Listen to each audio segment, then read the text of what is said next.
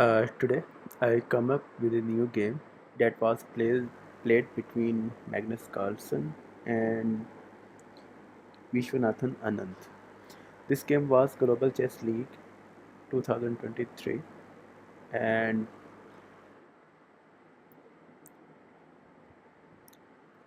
Anand started with 1e4, and Magnus Carlsen played e6. Anand played d4, and Carlsen played d5. C Knight c3 was played. This is called classical variation, and Magnus Carlsen played bishop b4. This is called win-hour variation. So Anand played e5, solidifying center and pushing the pawn and closing the center. Magnus played c5, attacking d4. Anand played a3, pushing bishop away. Magnus takes knight on c3. Anand takes c3. Magnus played c6, knight c6, and this is called win-hour variation. And this game is a collection in French defense win-hour variation. Game continues as forward. Anand played queen g4, attacking attacking this pawn on g7. Magnus played g6, just defending this pawn.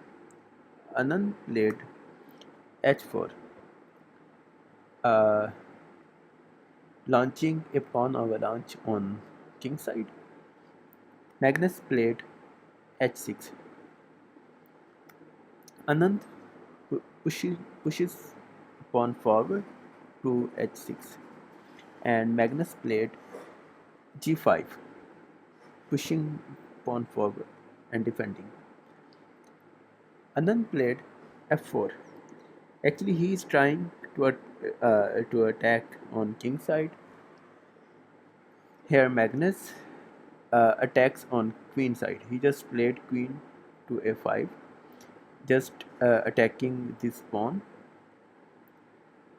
Anand defends this pawn with bishop d2.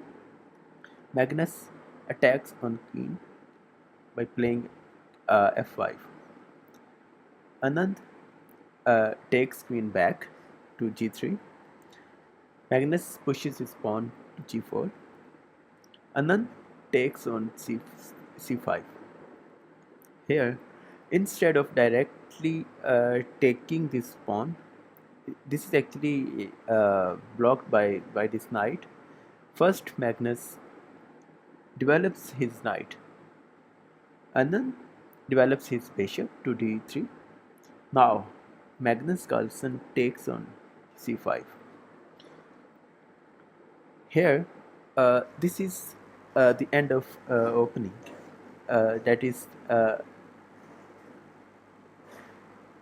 a French defense win-hour variation. And game continues here in the middle game. Anand develops his knight to e2. Magnus played a5, knight to a5. Anand played queen to f2, just rotating queen back and trying to exchange this queen. Magnus accepts this queen trade and takes on f2. Anand takes back with king. And now, after taking this queen, Anand just cannot castle afterward, but he just connected his roots. Magnus develops his bishop to d7. Anand pushes his pawn to a4.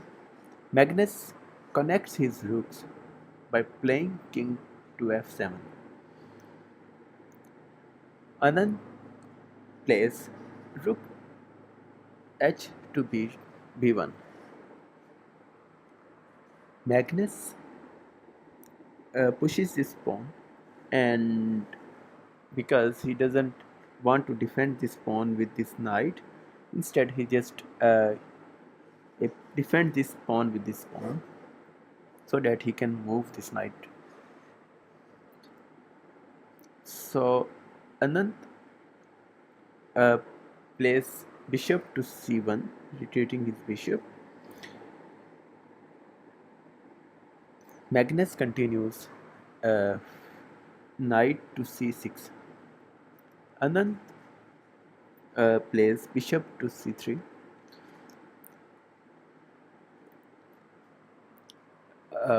Magnus retreats his knight to d8, just to reroute his knight somewhere else, somewhere at a good skill. Uh, Anand plays bishop to b4, just attacking this knight.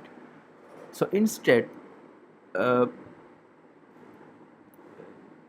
if this exchange happens, these pawns would be doubled, and Magnus Carlsen doesn't want that, and he defends this knight. He defends this knight with this knight. So if white takes this knight, black will take with this. Anand continues knight to d4. Carlsen continues rook to b8.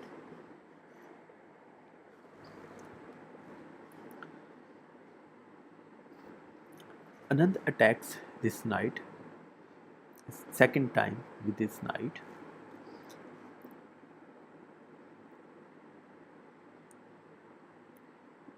Magnus declines this knight trade at here because he don't want again to double this pawn. He wants Anand to take with the bishop so that he can retake with the pawn to solidify this pawn structure. So Anand takes with bishop, Magnus take with pawn, and now this knight is attacked. White have to reroute his knight somewhere else, so he plays knight to d4.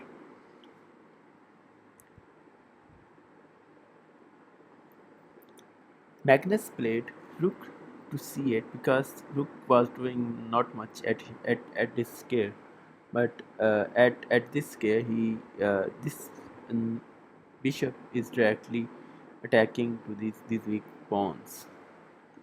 So Anand plays a5, pushing pawn. Magnus pushes his pawn, solidifying the structure.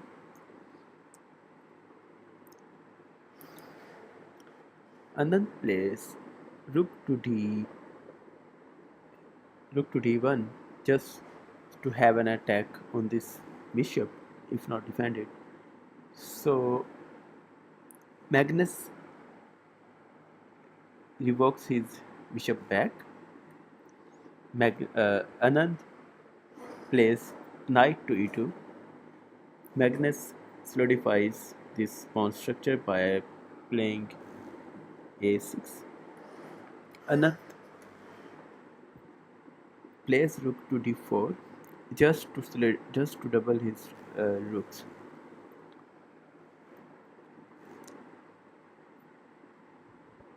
Magnus plays d8, rook d8, and Anand just doubles its rooks. So at this time, game was completely at a drawn position, and Magnus Carlsen's team is in a situation where they have must if they have to win this game in order to continue the tournament. Otherwise, his team would be disqualified for the tournament, and so he continues with taking this rook, and Anand had three options of taking back with knight, with pawn, and also with the rook. So he doesn't want to block his this file with his own rooks. So with his own pawns. Also, he doesn't want his knight to be pinned with rook. So he takes back with rook. Magnus continues bishop to c6. Anand plays rook to d2. This is actually very interesting move played by Magnus. He just gives a check with pawn.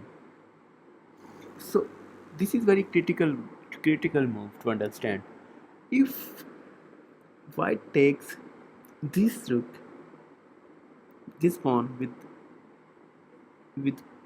uh, with king, then this rook will give a check and he will lose his pawn also. And Anand doesn't want to release this tension because this pawn is also a weak pawn, and these two pawns are also weak pawns. So he doesn't want to release his tension and doesn't want to lose his pawn again. So he defends this pawn with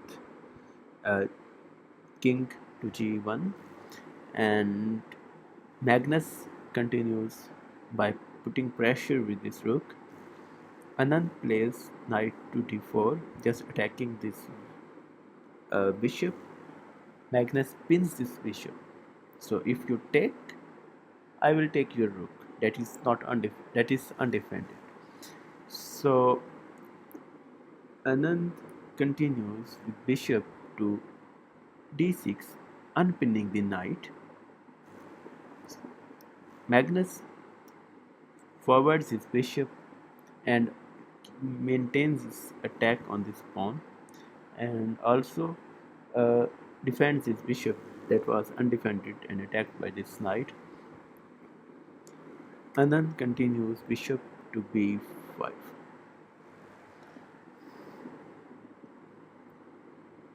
Magnus continues rook to d5. This is actually a prophylactic move played by Anand by playing king to f1. Magnus played knight to d8. King to d1 was played. Actually, this was the game-changing move played by the Magnus Carlsen, because if this knight was taken, this rook is hanging, and if you don't take this knight, so it has attacked 4 times.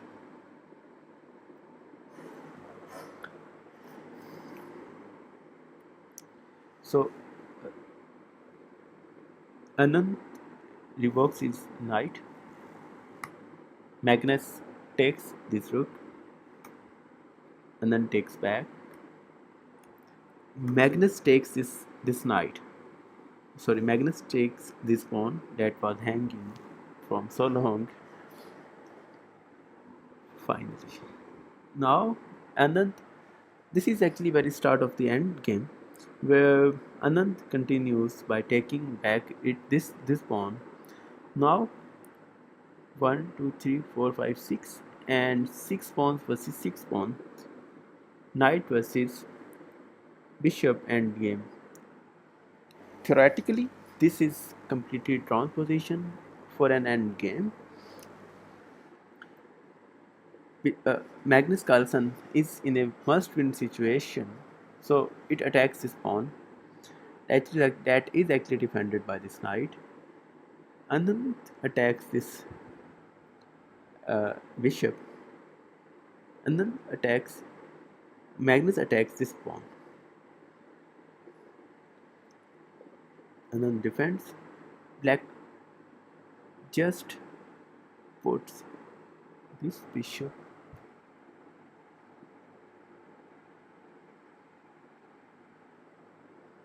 and he says, if you take, I will push forward my this pawn.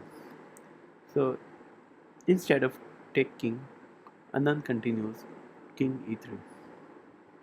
Magnus puts plays king to e8. Anand plays king to d2. Black plays e7, knight to e7. So Anand takes bishop and Magnus takes back. So still this is a drawn position, and Anand moves his king back because he was nothing to do as much because he had to reroute this king. This is this position is locked and he have to go to somewhere like this, from here to here to here to here, and he cannot go from this road. So he puts his king back, and similarly Magnus wants to defend this pawn by going to this in this file. So and then continues king to b2. Magnus continues king, and then moves his king. Magnus moves his king, and then moves his king, and this was very important square to go for white, and Magnus uh, defends this square. So then they have to take it back, and Magnus attacks this pawn once again. Anand defends, and Magnus again attacks. Retreats his bishop back to that square f3. Again, Anand tries to go to this square if somewhat king moves. So this was a game. This was a position where repetition could happen multiple times, and if Magnus don't want to draw this game because he is in a must-win situation, so instead of drawing this game by moving to and fro his bishop, he just takes risk and pushes this pawn forward to create a play. So he plays b4. This is very risky move played by Magnus Carlsen. So Anand takes his pawn. Now, if Magnus takes this pawn is also hanging, but this pawn might be very strong, and these two pawns might perhaps uh, queen somewhat mm, at some time, but king will defend this pawn also. So this position is also a drawn position. So Magnus tries, instead of taking this pawn, he just leaves this pawn here and continues with king to d4 to attack this pawn. So Anand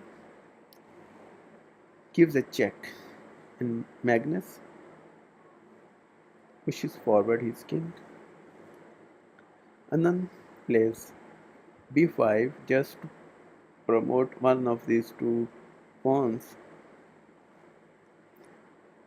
Magnus takes, Anand pushes pawn.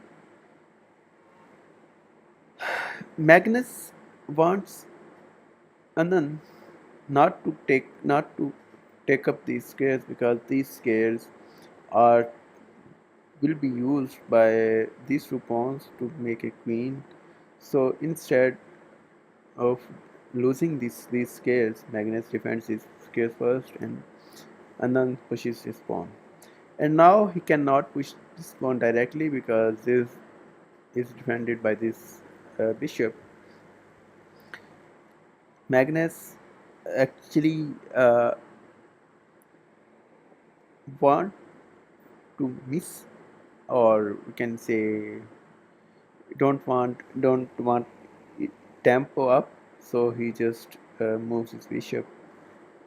So instead of waiting and because An- Anand had multiple choices, and one of them was to sacrifice his knight so that he takes and he pushes his pawn. One option was to reroute this knight somewhere here and here and then take this pawn, but this would take much time. So instead, he directly sacrifices his knight. Magnus takes knight, and Anand pushes this pawn. And this pawn cannot be taken because if this is taken, this pawn will queen. So Magnus, instead of taking this pawn, he pushes his own pawn. He says, "You make a queen, I will make a queen." So Anand pushes his pawn.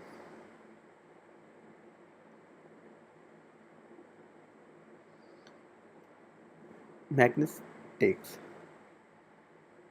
and also he's in a check and cannot take this pawn, so he has to move this because he doesn't want to go to here or here, because if this is a queen, he will directly give a check.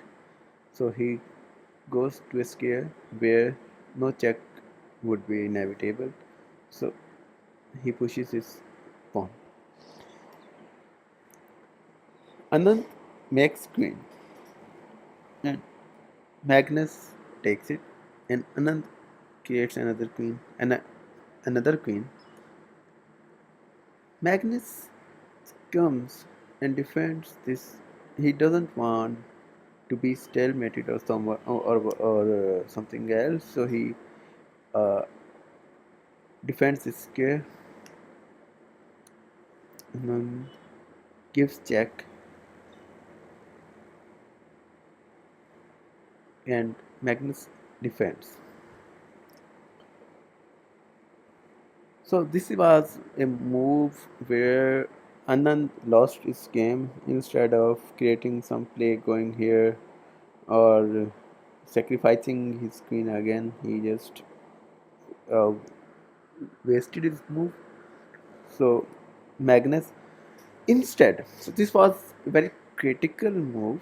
If this was a queen, Anand can go here, and or Anand can go here and sacrifice his queen just in case Magnus plays here and creates a queen. This will be a draw. This will be a stalemate. So instead, he under promotes, and after this is a direct check. So king has to move. So it moves up. Now Magnus plays another pawn push to queen. This cannot be taken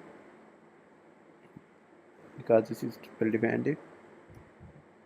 So he goes here and creates a play in here, just going here and with a check take, and so this won't be a queen again. So Magnus creates a scare for this. Anand takes his pawn just to create another queen, but this is too late now, and Magnus pushes his pawn, and Anand comes with queen again, and Magnus plays knight to c1. Anand plays queen to c6. Magnus plays knight to c2, and here Anand resigned, and Magnus with black pieces wins the game. Very iconic endgame. So this was the and a sample game for French defense win our variation. If someone is interested in this variation, he can check out this game.